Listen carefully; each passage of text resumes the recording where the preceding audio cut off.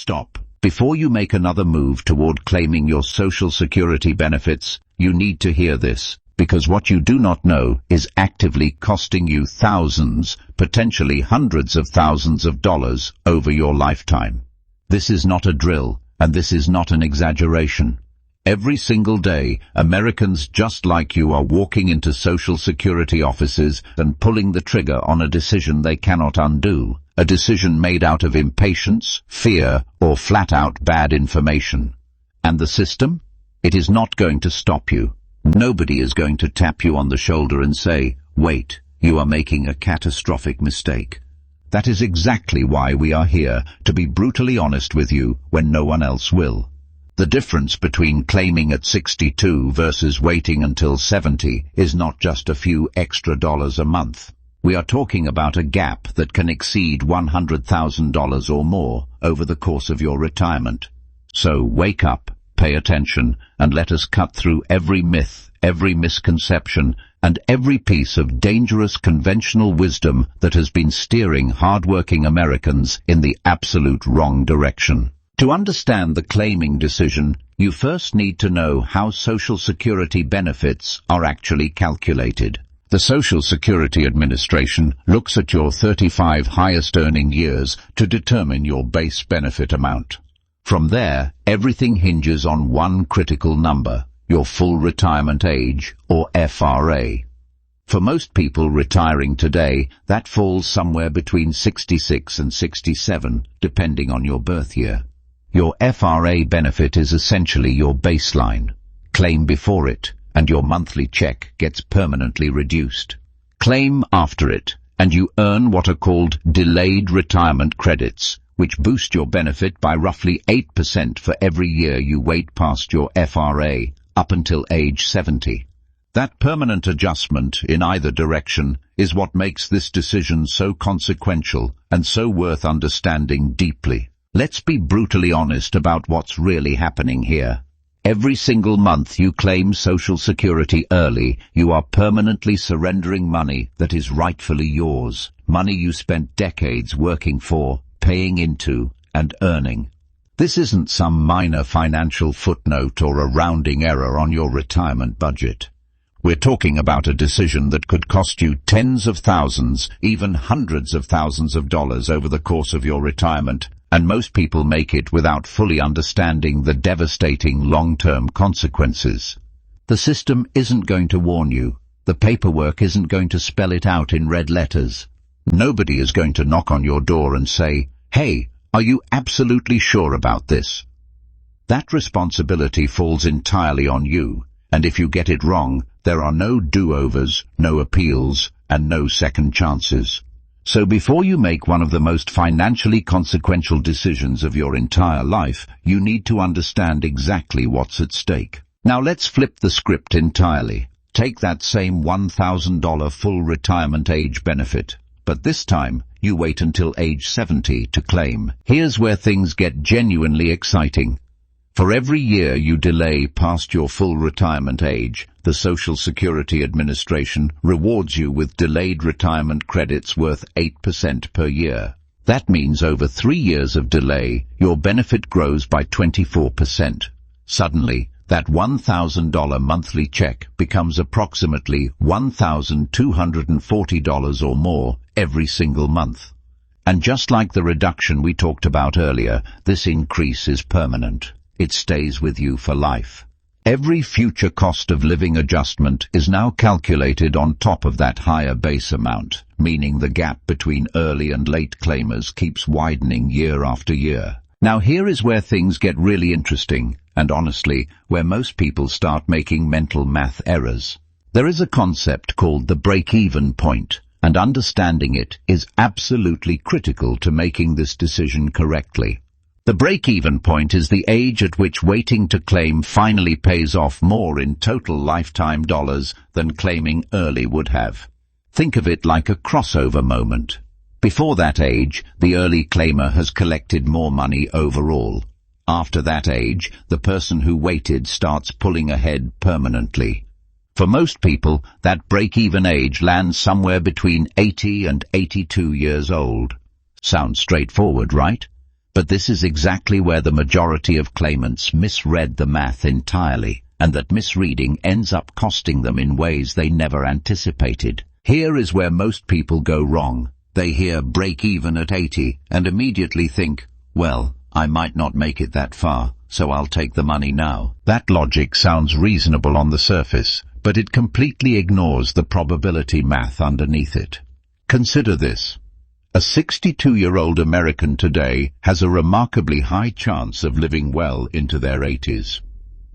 According to Social Security Administration life expectancy tables, a 62-year-old man has roughly a 50% chance of living past 83. For women, that number stretches even further, often past 86.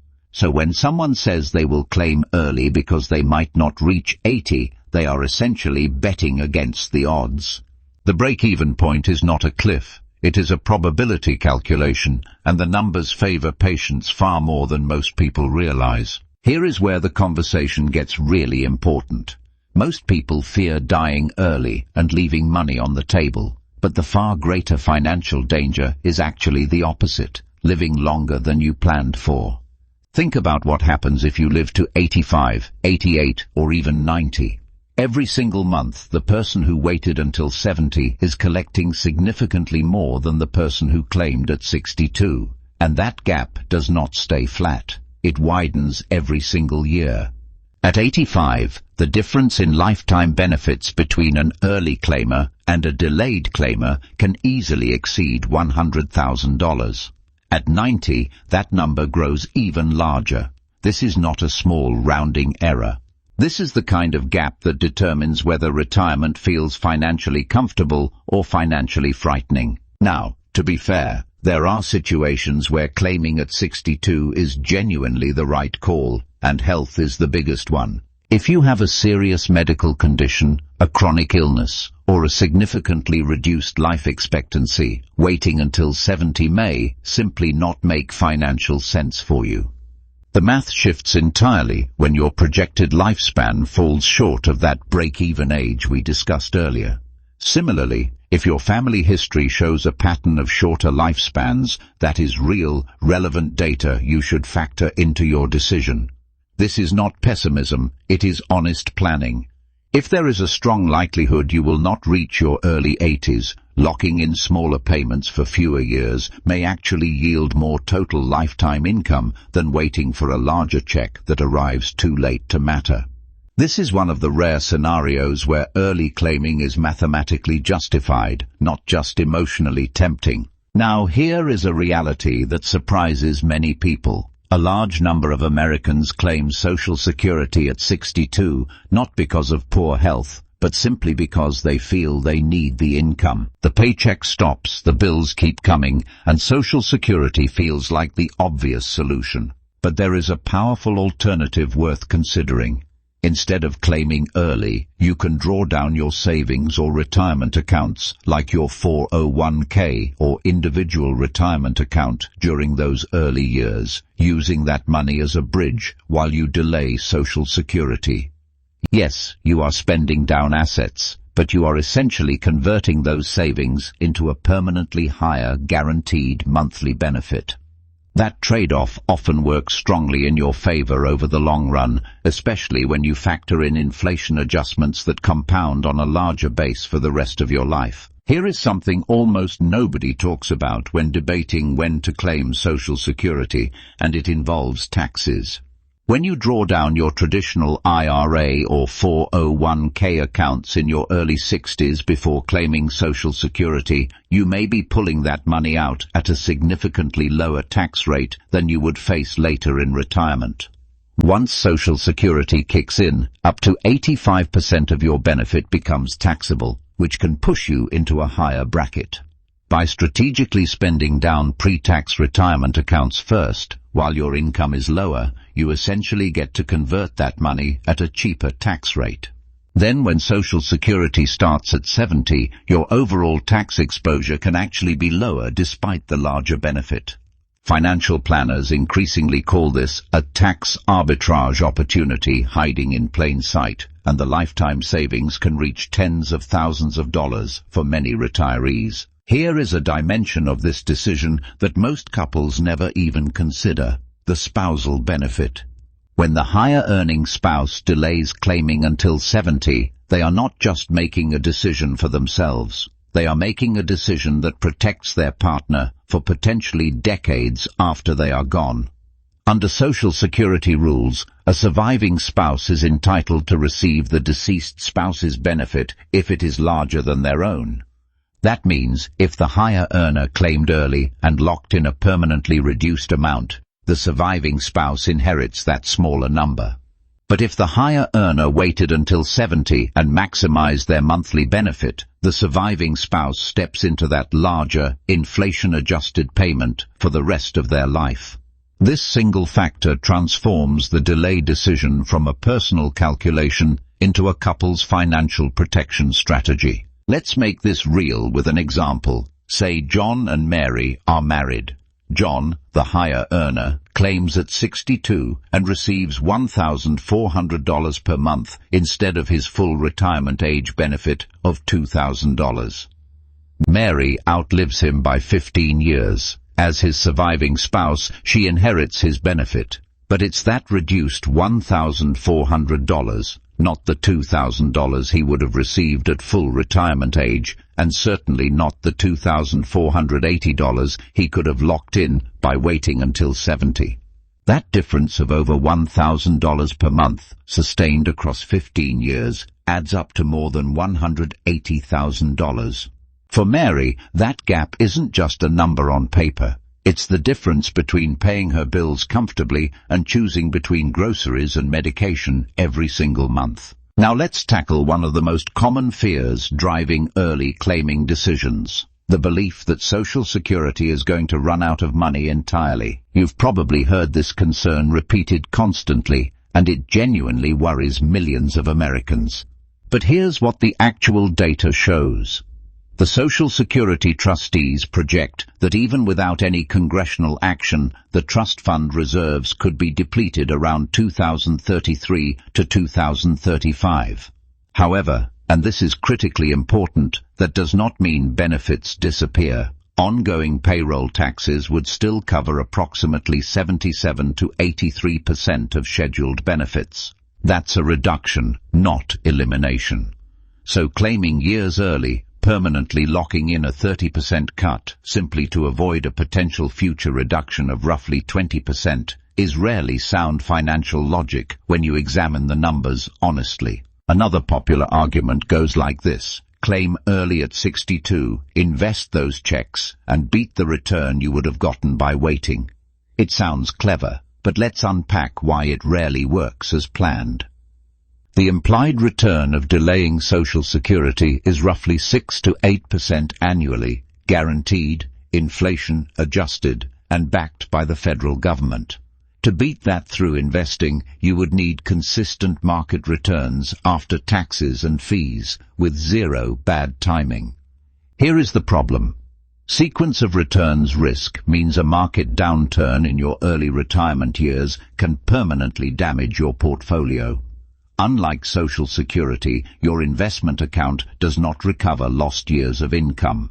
The market might cooperate, it might not. Social Security's delayed benefit will always be there, growing predictably every single month for the rest of your life. Here is a reframe that changes everything. Stop thinking of Social Security as simply a retirement paycheck and start thinking of it as longevity insurance. The higher benefit you earn by waiting is not just more monthly income. It is protection against one of retirement's greatest financial threats, which is outliving your money. Consider what you would pay for a private annuity offering guaranteed, inflation-adjusted lifetime income with no market risk. The premiums would be staggering, and the terms would not come close to matching what Social Security offers. No insurance company on the market can replicate those terms. When you delay claiming and lock in that higher benefit, you are essentially purchasing the most powerful longevity insurance available anywhere, at no additional cost. That is an extraordinary financial tool hiding in plain sight. Here is something that catches a surprising number of early claimers completely off guard. If you claim Social Security at 62 and you are still working, the government does not simply let you collect your full benefit without conditions. There is an earnings limit that applies to anyone collecting benefits before their full retirement age. In recent years, that threshold has sat around $22,000 annually. Earn above that, and Social Security will temporarily withhold $1 for every $2 you earn over the limit. For someone still active in the workforce, this can mean receiving little to no benefit at all, despite having already filed. The withheld money is not gone forever. It gets credited back later, but the disruption to your cash flow can be significant and stressful.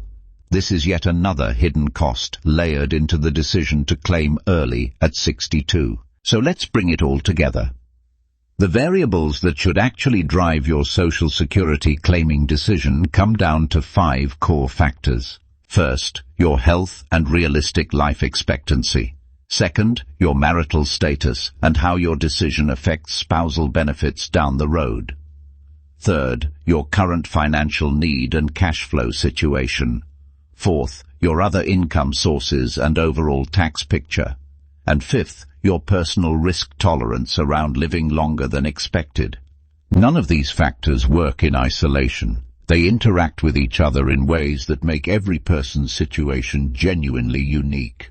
A single person in poor health with no savings faces a completely different equation than a married couple with pension income and strong family longevity. There is no universal right answer here, but there absolutely is a right framework, and now you have it. Now let's talk about something the spreadsheets cannot capture, the emotional side of this decision. Many people claim at 62 simply because it feels good to finally receive something after decades of paying in. Others distrust the government and want their money before anything changes. Some just watched a parent or close friend claim early and followed suit without questioning whether that made sense for their own situation. These feelings are completely understandable, and there is no shame in having them. But here is the honest truth. Emotions are often the most expensive financial advisors you will ever consult. The decision about when to claim Social Security is one of the largest financial choices of your entire life. Acknowledge what you feel, then set those feelings aside long enough to let the math speak clearly. Your future self will thank you for it. Now that you understand the full picture, here is how to move forward with confidence. Start by creating a My Social Security account at ssa.gov, where you can access your actual benefit statement and use their free benefit estimators to model different claiming ages.